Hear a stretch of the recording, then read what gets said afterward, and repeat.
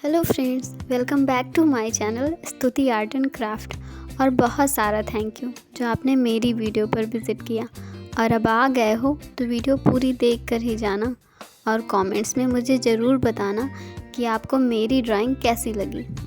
अगर आपको मेरी ड्राइंग थोड़ी भी पसंद आए तो प्लीज़ मेरे वीडियो को लाइक करना। अगर आप मेरे चैनल पे नए हैं तो चैनल को सब्सक्राइब करना। तो चलिए मिलते हैं वीडियो के लास्ट में।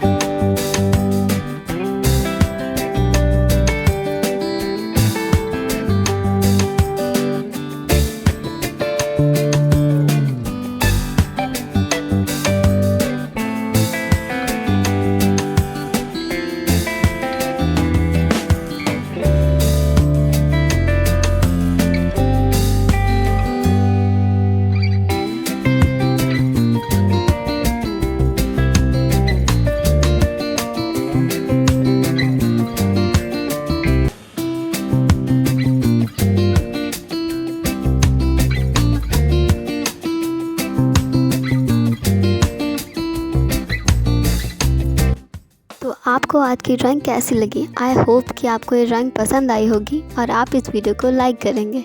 तो चलिए मिलते हैं कल एक नई वीडियो के साथ। तब तक के लिए बाय बाय।